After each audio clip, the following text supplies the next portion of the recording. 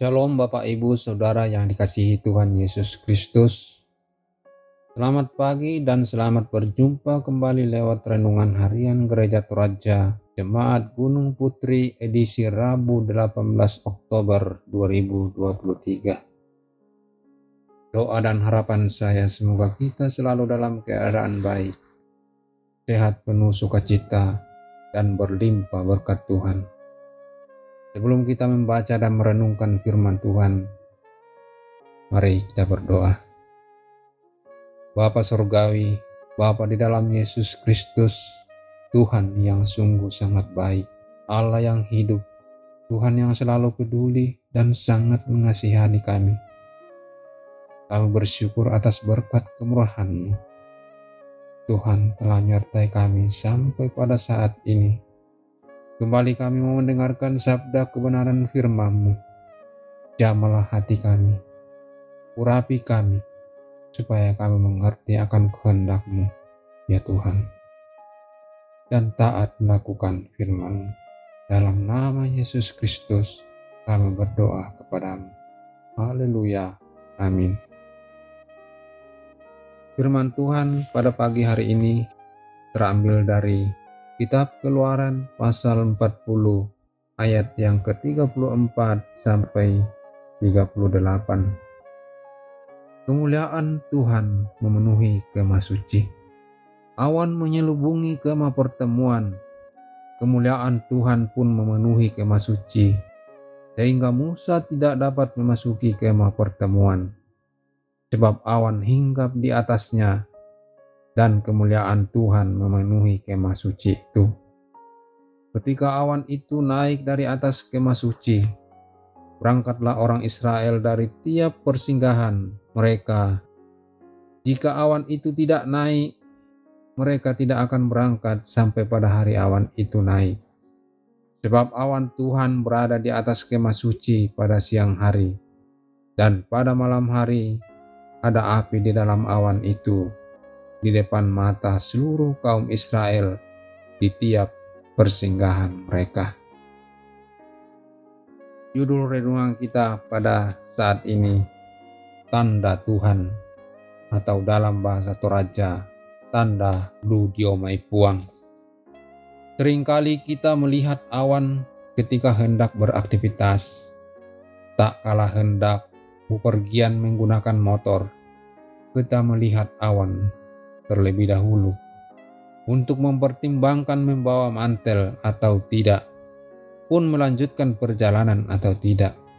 Pada titik ini kita disadarkan bahwa selalu ada pesan di balik tanda, dan alangkah baiknya jika dalam berencana dan gerak kita memperhatikan pesan di balik tanda yang ada. Keluaran 40 ayat 34 sampai 38 memperlihatkan bagaimana awan dan api sebagai tanda bagi bangsa Israel ketika berada dalam perjalanan ke tanah Kanaan. Sesungguhnya awan dan api sebagai tanda hanya sekedar gejala dari kemuliaan Tuhan yang senantiasa menyertai bangsa Israel. Maksudnya adalah awan dan api bukanlah ilah, tetapi menunjukkan kapan bangsa Israel harus berhenti dan bergerak dalam perjalanan. Mereka tidak boleh berencana dan bergerak di luar tanda-tanda kemuliaan Tuhan yang selalu hadir dalam perjalanan mereka. Akhir kisah dari perjalanan bangsa Israel adalah suatu keberhasilan mencapai tanah Kanaan yang amat dirindukan oleh nenek moyang mereka. Dalam kehidupan ini sering berencana, melaksanakan, atau bergerak pada sesuatu perjalanan, pekerjaan, pelaksanaan acara, atau apapun itu.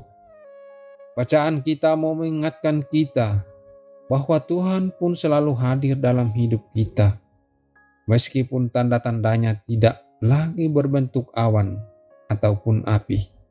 Dia selalu hadir dalam hati setiap orang yang percaya dan selalu menggerakkan kita untuk kemuliaan Kristus. Perlu kita pahami bahwa segala sesuatu ada dalam rengkuhannya, termasuk hidup kita. Sebab itu, ketika kita berencana dan bergerak dalam kehidupan kita, semuanya harus tunduk dalam kesadaran bahwa tiap tanda-tanda yang ada dalam hidup ini berada dalam skenario Tuhan untuk memberi suatu pesan bagi kita. Amin. Mari kita berdoa. Bapa Sorgawi, Tuhan di dalam Yesus Kristus, terima kasih atas berkat anugerah-Mu lewat firman-Mu saat ini. Firman-Mu mengingatkan kami bahwa Tuhan selalu hadir dalam hidup kami, walaupun tandanya tidak lagi berupa awan dan api. Lewat firman-Mu saat ini juga, kami disadarkan selaku orang percaya dalam berencana dan bergerak untuk selalu tunduk dalam kesadaran bahwa segala tanda-tanda dalam kehidupan ini berada dalam skenario Tuhan untuk memberikan pesan bagi kami. Kami berdoa sepanjang hari ini, pimpin dan sertai kami dalam segala aktivitas kami, supaya apa yang kami lakukan senantiasa menyenangkan hati Tuhan. Kami berdoa untuk penginjilan ke Malaysia oleh Ibu Pendeta Kartini dan Saudara Rianti. Tuhan selalu sertai, semoga boleh memberikan dampak yang baik demi kemuliaan Tuhan. Kami berdoa untuk jemaat-Mu yang sedang dalam kelemahan tubuh dan pergumulan, agar Tuhan melawat dan menyatakan kuasa-Mu. Mujizat-Mu terjadi atas jemaat-Mu. Ada kesembuhan, ada pemulihan, ada pertolongan ajaib yang Tuhan kerjakan. Sempurnakanlah doa kami ya Tuhan. Bukan kehendak kami yang jadi, melainkan kehendak-Mu.